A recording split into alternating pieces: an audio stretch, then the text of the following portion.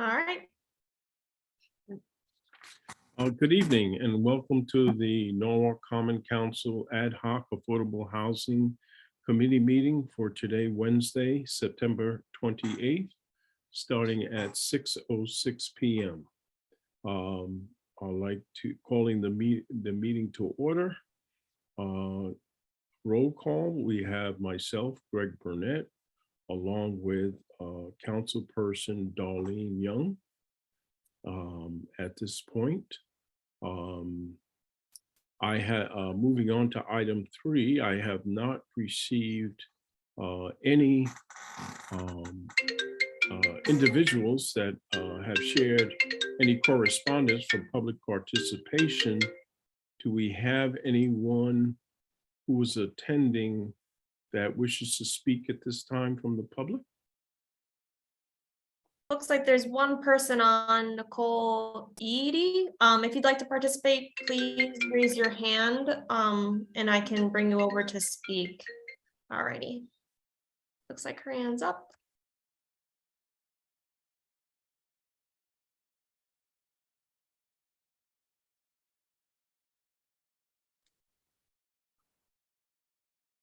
Hello, Oh, Nicole. hi, how are you? I just wanted you to, good. I'm the one that emailed you, yeah. I'm just waiting to kind of, if we get a chance to chat first before I, say anything too much public. So just let me know, when the best time is for you. Okay. And great. I do have quite a bit of questions and concerns. Okay. Okay. Very good. All right, but thank you. But can I just stay and listen? Yes, you won't remain as a panelist. That's fine. That's fine. But yes, you absolutely can stay and listen, and Okay. I will follow up directly with you offline. Okay. So we can chat. Yes. Okay. Thank you so much. Okay.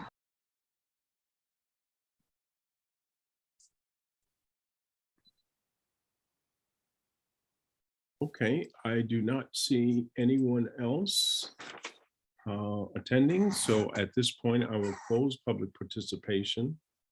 We will suspend the approval of the July 27th regular meeting minutes until the October meeting, when we have more members of the ad hoc committee present.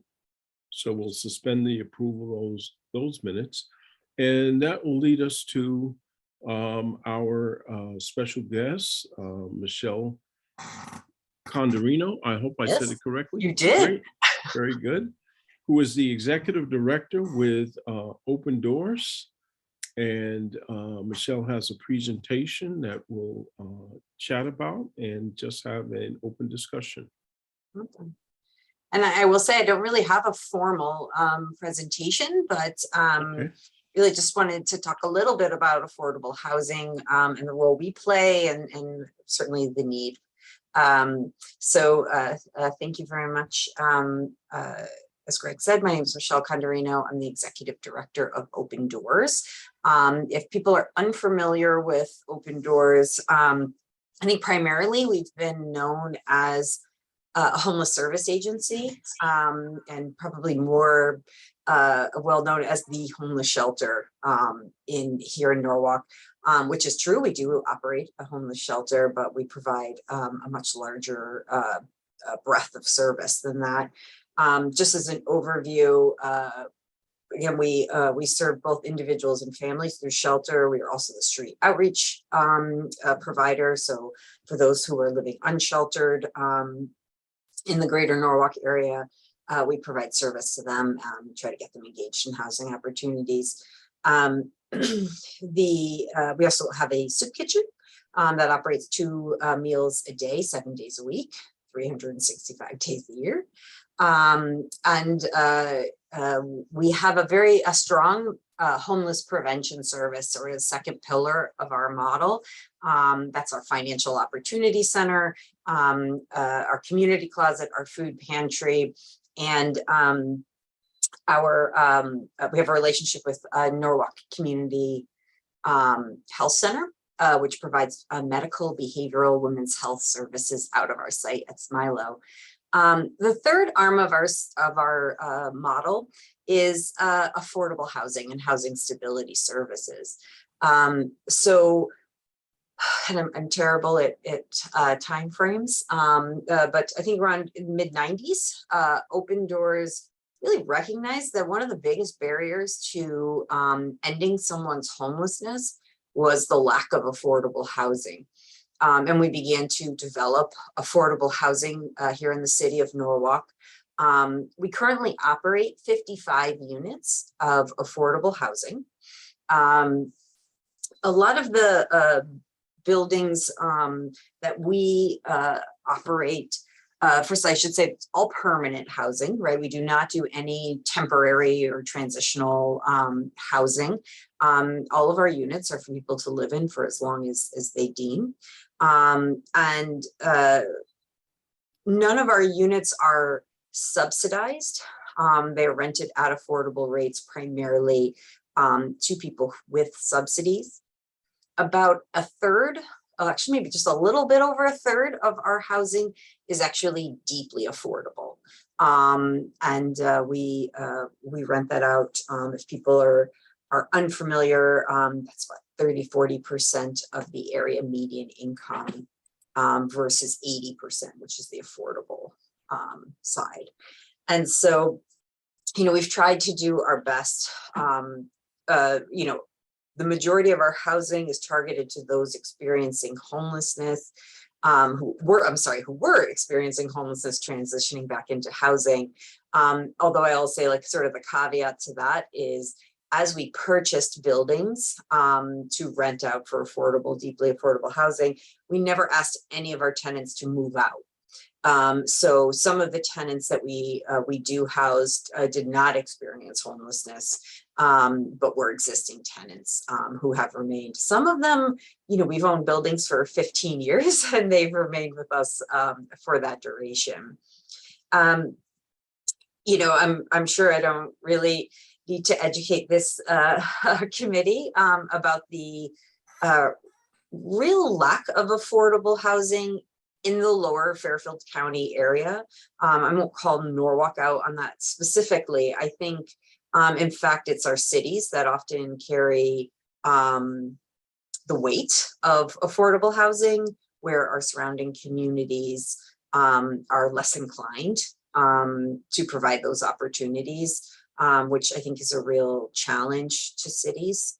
Feeling there, in some ways, it does make sense. There's better public transportation, more employment opportunities, access to healthcare, more benefits. But in reality, particularly in Fairfield County, where our area median income is so high, and those who qualify for affordable housing in this area, well exceeded maybe the typical person, right, that somebody would think would qualify for affordable housing. It's a real gap here, and it's really concerning. I think if I can just interject, do you feel that's the biggest challenge? I think it's a significant barrier. Okay. I think people have an idea that affordable housing means people exiting our shelter, right? They've kind of drawn that circle, right? That's who it is. In reality, I think a single person making, and don't quote me on the exact number, $89,000 can qualify for affordable housing in Lower Fairfield County. And so, you're talking about majority of your city employees, your hospital employees, people who are very critical to the survival of a city and a community. And, you're also talking about all of your local retail, workers, and, so many people who make this city what it is, and any community what it is, often cannot live in the city in which they work. So I think it's a real, it's a real barrier to healthy communities to not have affordable housing. I also always love to point out that the traffic that we experience on 95 and on the Merritt Parkway in the morning, I'm very happy to not have to commute on those roads. But, you know, for anyone who does and is often sitting in a parking lot, that's related to a lack of affordable housing because people cannot afford to live where they work. So they are majoritively commuting from Bridgeport, you know, sort of up in that area. Some people from Waterbury, as people are starting to now be pushed out of Bridgeport as well. You know, down into Norwalk, down into Stamford and the surrounding communities. And it causes a lot of traffic. And in some ways, I feel it's making Lower Fairfield County like untravelable. You know, if you know, people will only work one town over because it's taking so long to get there. And, you know, I've experienced this myself, is going to meetings in Bridgeport in the afternoons. What should be a 25-30 minute ride is an hour plus.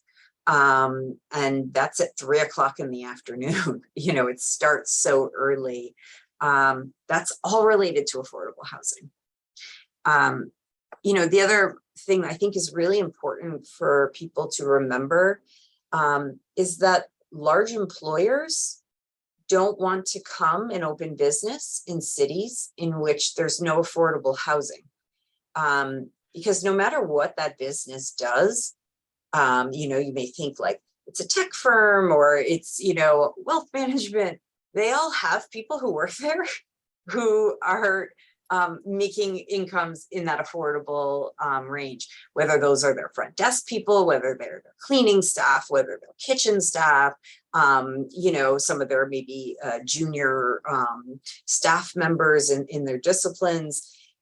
It blocks any sort of economic growth from a community. And I think we've seen that where large businesses are leaving and they may not always be drawing a straight line to the lack of affordable housing, but often what they'll say is that they cannot get the caliber employee or enough employees to be able to work and, you know, and fulfill the mission of that business.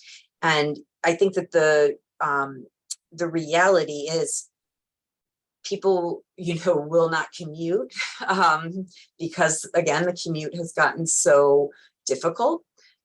People cannot get employees and they leave because whatever they're paying is not enough to maintain in this community.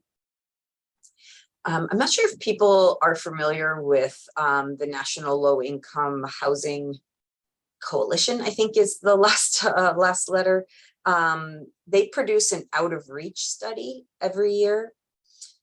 This actually rates states and communities for their livability, and it actually projects incomes required to rent in that area. In the 2022 out of reach study, to rent a 2-bedroom apartment in the Norwalk Stamford area, it is $89,000. 3 years ago, it was 74. So we have seen such a significant jump. And in fact, 74,000 is now what it costs. I'm sorry, 74,000 is now the income you need to rent a 1-bedroom. So, you know, we really have, you know, like pushing down what people can afford into these smaller bedroom sizes, which will not work, right? As they have children and grow their families, we're making it impossible for them to live here, to stay here. We also have a very significant problem with rental vacancy. And I know rental vacancy. Okay. So Fairfield County has one of the lowest rental vacancy rates in the country right now. We are at a 1.5% rental vacancy. And I'm not sure if people have seen, if you go on looking at for housing, we do that quite often. That's probably one of the biggest aspects of our homeless service work. And it is near impossible to find any unit, but to find an affordable unit is, you know, we're actually just have not been able to do so. And so our actual length of stay in shelter has gone from, I think we were at 112 days. We're now approaching 180 days. And that is not because people are not ready to go, that they aren't even have subsidy in hand. It's that they cannot find any units in this area to be able to leave homelessness. And so I think, you know, there's a great need in this community for additional affordable housing. I'll tell you, our board, every time we talk about further development of affordable housing, it's like, well, you know, do we need it? I'm like, that's never going to be a no.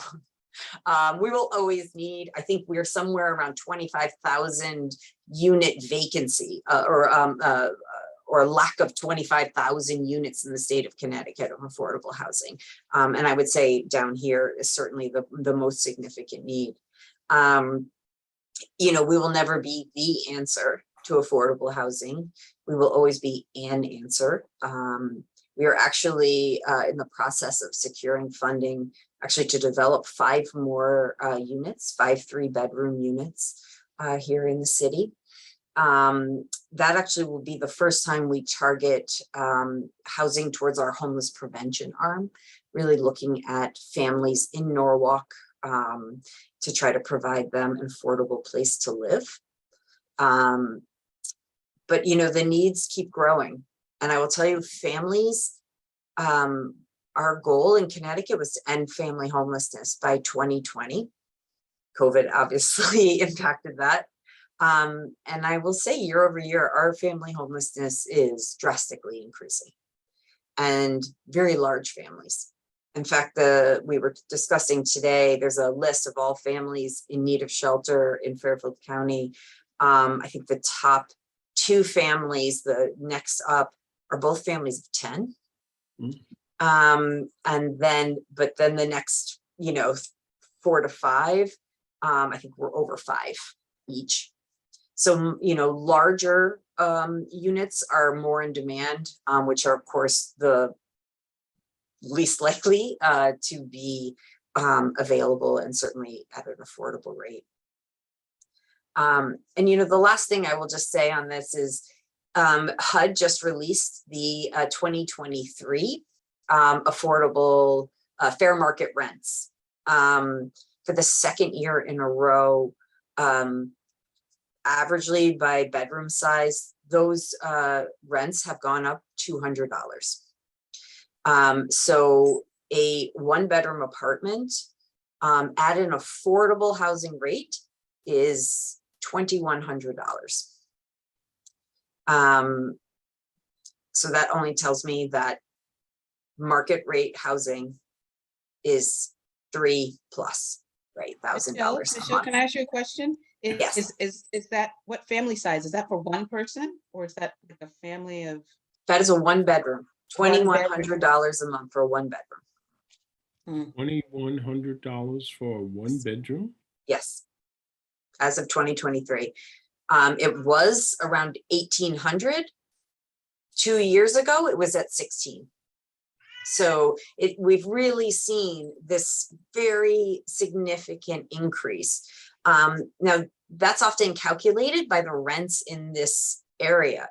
So what that tells us is that, you know, not just the development of this more higher end housing in this area, because that certainly drives up area rents, but the, you know, the units within like the traditional buildings and the, you know, multifamily housing, they're all significantly increasing, whether people have a subsidy or not.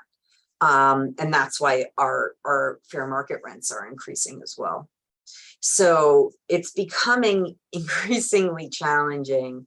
And I, if I even think like with an affordable rate, if you don't have a subsidy, even if a building is at an affordable rate, how many people can afford to pay $2,100 for a 1-bedroom apartment? I think studios, I'm not 100%, I think are just over $1,700. That's an incredibly high rate to live in one room. Yes, Councilperson Young. Thank you. God, I was just, so what do you think about the term affordable? I think because, a lot of times people struggle with that. We're Yeah. really talking about housing for low income people, right? And what does that really look like? Because 2,100 is not low and is not affordable for a lot of folks, as you were just explaining. No. So I think I don't know how we get more clarity around that term, low income, because affordable just to me still is geared towards a population, right? And so low income gears towards those that are most in need too, because who can afford that 2,100 for one person? And so as your family size increases, that rent increases. And so you're easily talking about $2,500, $2,800, right? Yeah. And up. And so what do you think about that term, and how do we as a city Yeah, be intentional about that? I have, yeah, I would agree with you. I think that we have, we always get to a point where a term becomes a stigma. And when you hit that point, hopefully before, but like certainly when you hit that point, I think you need to rethink the way we use terms, even low income. Because again, if I'm making $80,000 a year, do I really think of I may actually think of myself, if I live here, I may think of myself as low income, but are other people thinking of me as being somebody who's low income? I don't think so. No. I think people are very out of touch with what those terms mean, because particularly again in Fairfield County and in lower Fairfield County, that term does not reflect, I think, what most of us would consider to be, somebody who would qualify, for subsidized housing in any way. And I think you're right, we need to kind of change the way we think about this, and also look at, where we are heading to. Because if we're saying that people who make that kind of money are the poor, are below this area median income by 20%. What are we doing down here? Exactly. Because, that, when you start talking about that, I think about some of our surrounding communities and even some parts of this city, and who want their little shops, and they want their Starbucks, and they want all of these amenities and things like that. And yet the people who are working in all of those fields cannot afford to live there or anywhere near it. I mean, I think most people are commuting, again, in traffic an hour, to work in these places. And I think comes this point where people say no. And I think that was a real concern when the gas prices significantly increased, was how many people are just going to say, like, I can't afford to work there anymore. Like, I crossed the line where I can't do that. I will tell you, that was a real concern of ours here. We ended up doing travel stipends for our staff for, I think, the last 6 or 8 weeks. Just when the gas prices were at such a high level, to try to encourage people to stay here. Because if they leave, we don't know that we're going to be able to replace. I think that's where businesses are going to find themselves in this area. And I will say, I really wish businesses were more a part of this conversation, because I think they're the often, they should be driving this, this ship, because it's so crucial to them and their survival in this area. That there's enough employees to work for them. And the only way that will be the case is if people can afford to live here.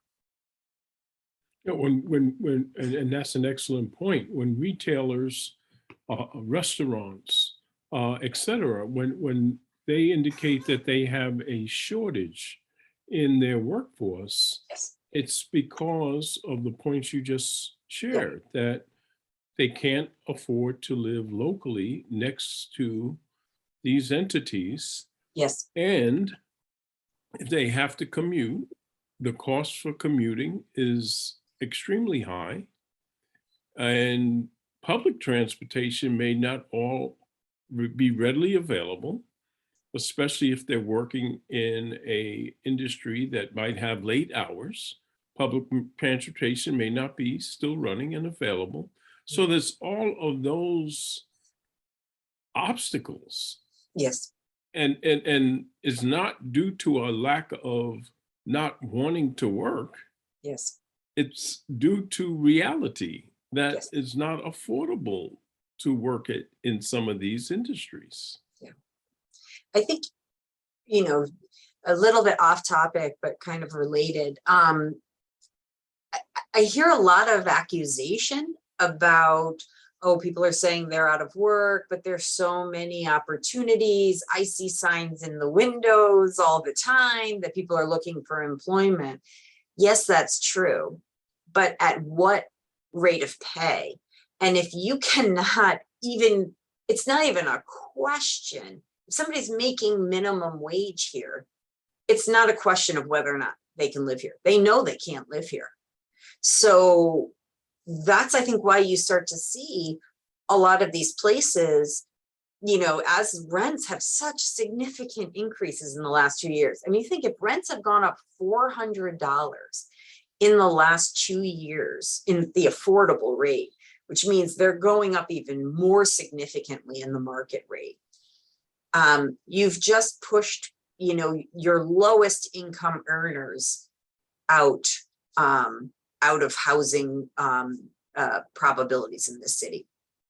And so, you know, there's only so many jobs you're going to commute for.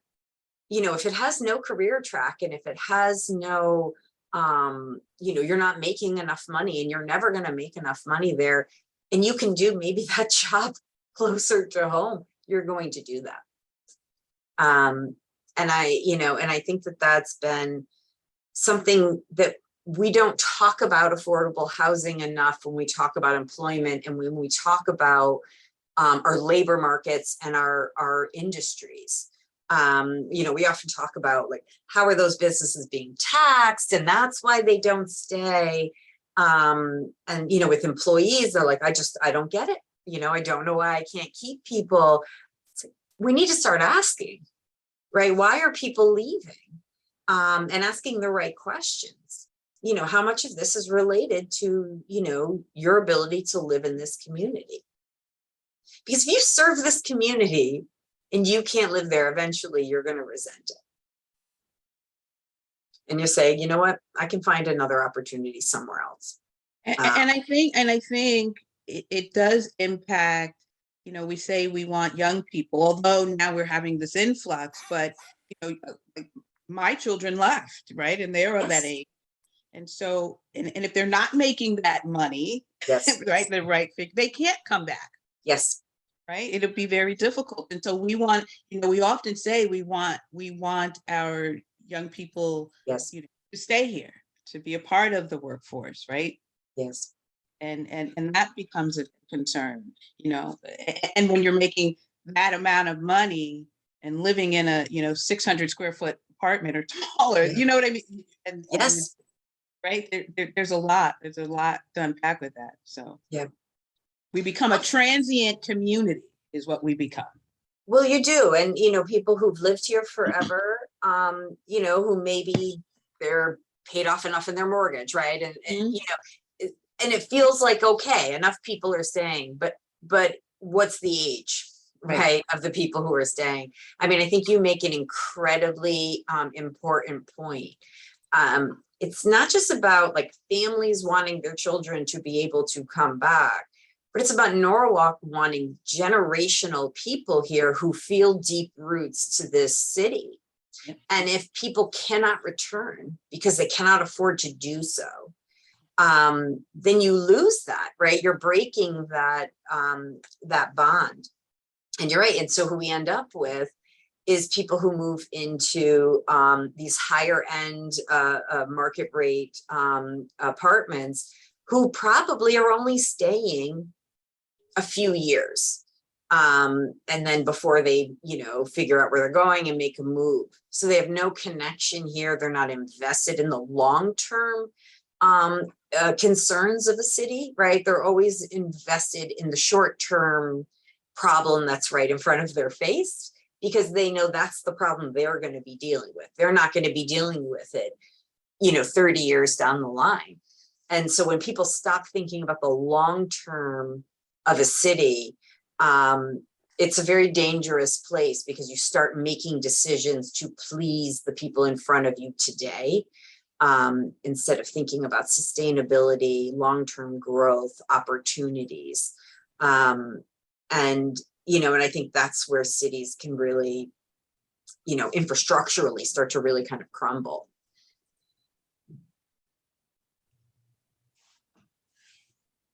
So what are your thoughts, Michelle, as it relates to solutions? And I know that's a pretty big loaded question, but, Yeah. are there, I'll say some low-hanging objectives that we might be able to work on in order to bring about some type of positive change as it relates to your clients and the affordable housing issues? Well, one, I will say that kind of submitting, right, the affordable housing plan is a really great effort and a mark. I will also say that, there's some areas where cities, people, groups want to like excel, and there's others where people are happy to meet the minimum. I think affordable housing is this area where you're a rock star if you meet the minimum, right? Because so many places are not doing allocations into affordable housing, and so you can feel like, oh, I'm doing really well because I'm meeting like kind of the bare standards of the expectation of a community. Let's be more adventurous than that and more aggressive. I think that, when I think of, and I don't mean any disrespect to Stanford, because I think Stanford is a great city, but I think Stanford went through this, right, where they really lost so much of their and I don't want to call it affordable housing. It wasn't, said at this, like the technical term of affordable, but it was more reasonable housing. They lost a lot of that in this development of like all these higher end things, and people just got pushed out. And again, people who had lived there generationally. And so I just would hate to see that happen here in Norwalk. And I think, I've seen several times in which, what again is a more reasonably priced building, multifamily housing, is ripped down to put up high-end housing. And they'll say like, we're meeting our 10%, but we're workforce housing, not affordable housing, really attaching people's income to their ability to be in that unit versus somebody who maybe has a subsidy, who can be in that unit. And so I think those are the things that we really need to look at. If you're building, let's start setting some thresholds. Like, I met with somebody who's, projecting this 500 unit building, and they're like, we're doing our 10%. I'm like, no, it should be 25. If you're doing that many, let's start pushing people, you know, to include more units, because they're not getting pennies, right? If they're getting a 1-bedroom and they're getting $2,100 for that unit, that's not nothing. And, you know, and that's one area where we're fortunate. You know, there's other parts of the state, the country, in which I do understand, because the affordable rates are so much lower that they really can't make the math work. I really struggle to see how $2,100 isn't going to get you where you want to go. And especially because 2 years ago, 3 years ago, that's probably what you were charging for those units. So it hasn't been that long. I understand, you know, construction costs have gone up, but I don't think they're matching the rent. And so I do think that we could be pushing people to be including more affordable units, preferences for people who are from Norwalk into those units. And I know sometimes that's a challenge. But, you know, certainly like housing authorities can do it. I think other buildings, it's not an exclusion, but it's a preference, meaning like they weight applications, somebody who is, you know, currently living in Norwalk or however it's set up, born here, currently lives here, works here, can get a preference and move up the list. And that sort of helps, because people are unfortunately desperate for affordable housing everywhere. And so if a list comes up, they're going to throw their name on it and just try to get in, because it's better than being in our shelter. And while I want to honor that, I want to honor that there are people here in Norwalk who are really struggling. And if we're not helping our own residents remain in this city, because, you know, I always want to say too that it's not just about where they live, it's about where their kids go to school, it's about the resources, it's about our parks and our you know, restaurants, and just the whole thing that makes this community wonderful. That's also what we're pushing people away from. And we want to be thinking about that. Mr. Chair, can I have another question? Absolutely. So you're spot on, and I really appreciate your comments about, you know, pressing, I would say doing more than pressing, making it a requirement that we do more than 10%. I think that the 10% affordable, it should be long gone, right?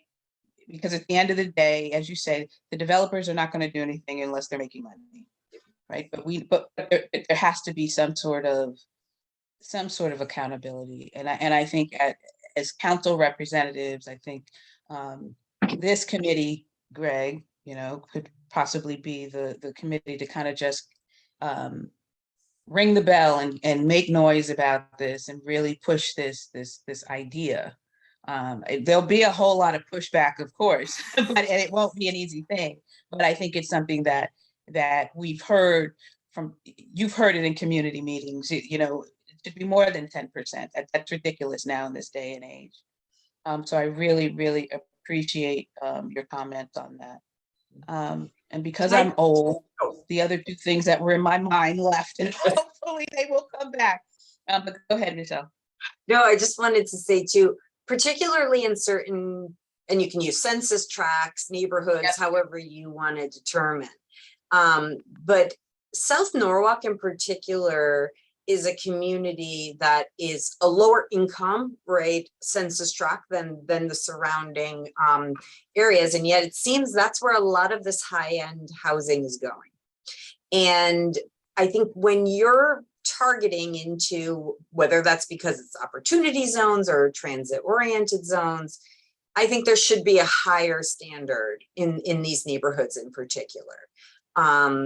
Because I feel like they often can take advantage of, you know, like vacant properties or dilapidated blight, you know, and use those to create higher end housing and really kind of push out others. And so I think that that's something that we have to be really mindful of, that, you know, they're not building this in some of our more affluent areas of the city. They're doing it here. Yeah. And very much so changing the makeup and culture of this community. And I think that that's something that we always have to be really, really mindful of. But also too, going back to, you know, Darlene's comments about, should we call it affordable housing? I think there's just so much education to be done with our communities about why affordable housing is good for everyone. Not just for those who live there, but for the entire community. And I think sometimes it kills me, because there are people who are fighting this, and I want to be like, you know, you qualify for this, right? Like, I don't think you quite understand what these income limits and levels are, because you're fighting something you should not be fighting. You should be fighting for. But again, they have this idea that it's, you know, oh, we're just going to empty our homeless shelter into this building, and that's who my new neighbors are going to be. And it's like, no, your policemen, your your firefighters, that's who your neighbors are going to be. Those are who you want as your neighbors. And you want to be able to live local. I will tell you too, I had this conversation with the president of New Vance. You know, when we were having an employment conversation, is that's one of the aspects of our business, trying to help employers connect to local employees. And, you know, just talking about vacancies. And, you know, and we were kind of commiserating as two people who work 24/7, you know, operate businesses that are critical and 24/7. You know, when it's a horrible snowstorm or something's happening, you want your employees local. You don't want them, you know, where now the train's not running, buses aren't running, you know, that's not going to work for your business. And I feel like that's sort of where we're getting. And then people are shocked, right, when they can't access the service when they want it. But that's all related to affordable housing. And so we need to start tying these challenges that people are experiencing back to what is actually the root cause.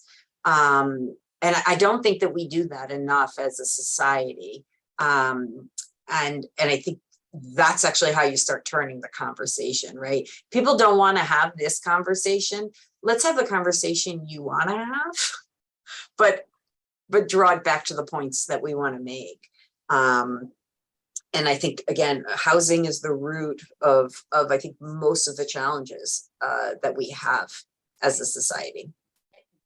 And have you heard, and this is for anybody, and Greg, you probably have heard of some folks experiencing this. So one of the things that I've noticed that's happened with some of these developments going up, and then they have the affordable units in it. Well, the restrictions and the parameters of which that you have to remain affordable, Yes, is punitive.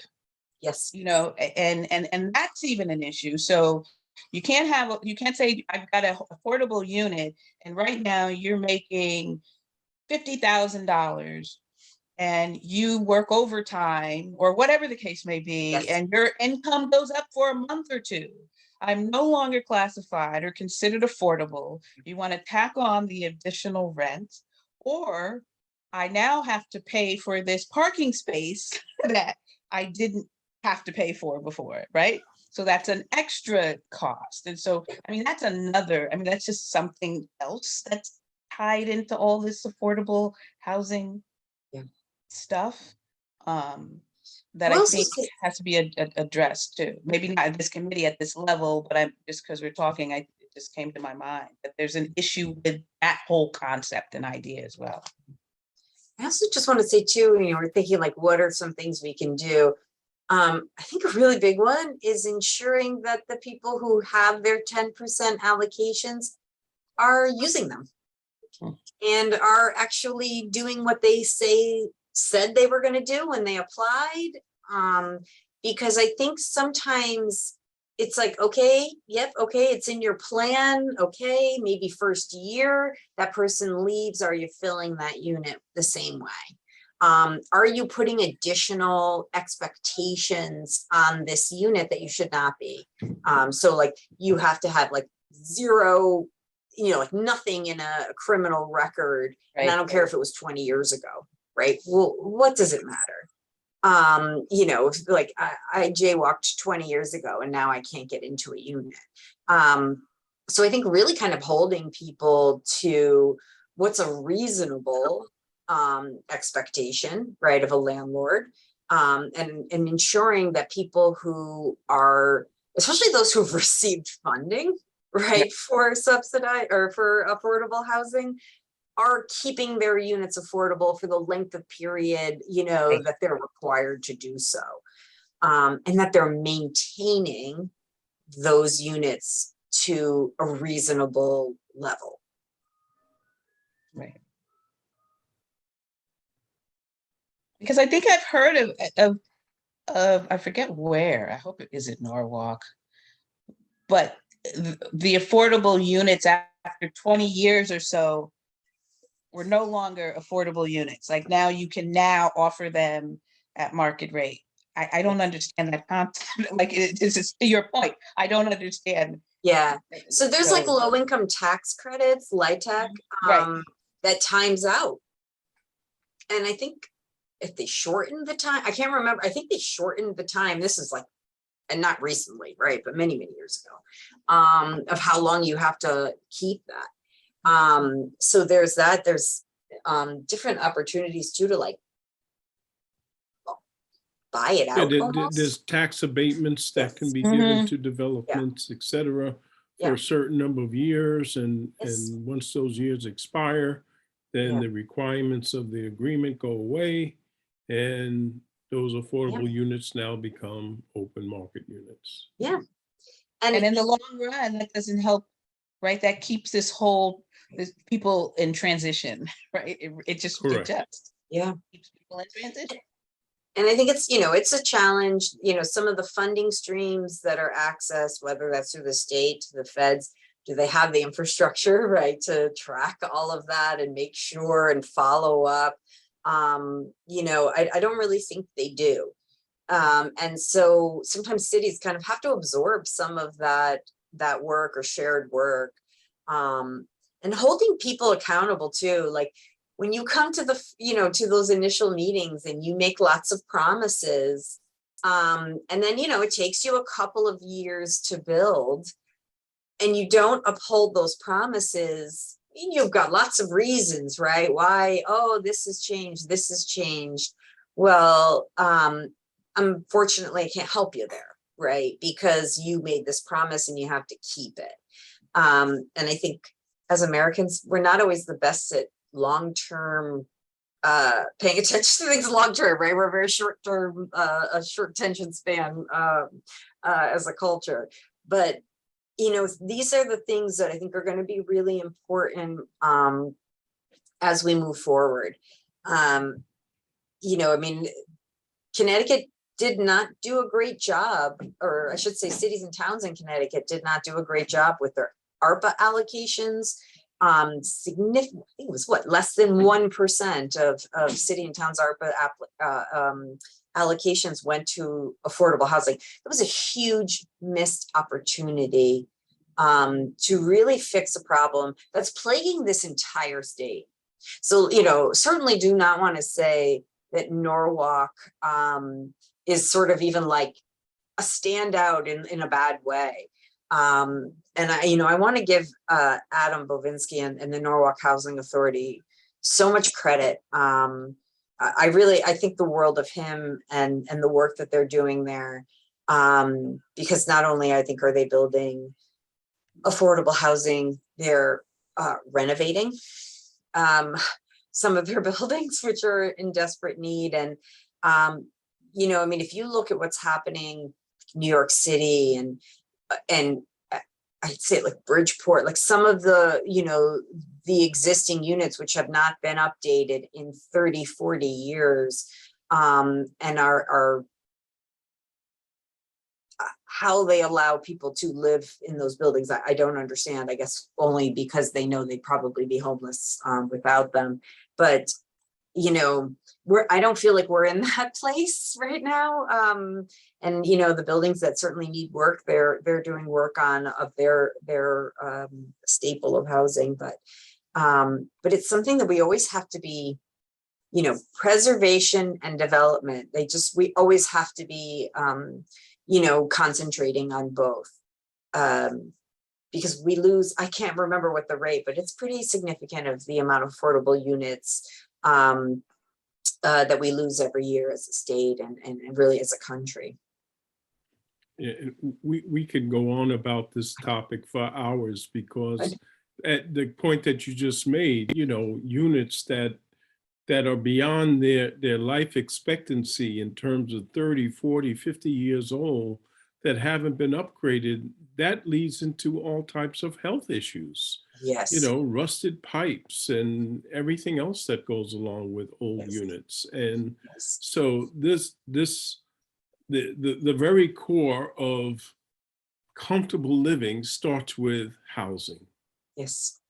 you know, Yes. and not just housing, but, you know, acceptable, adequate, reasonable housing. Yes. And then everything seems to flow from there. Yes. So, thank you. Thank you. As we approach the top of the hour, definitely more discussion to take place. So I hope you're open to returning Yes. with us in October when we have more of our ad hoc committee members on board.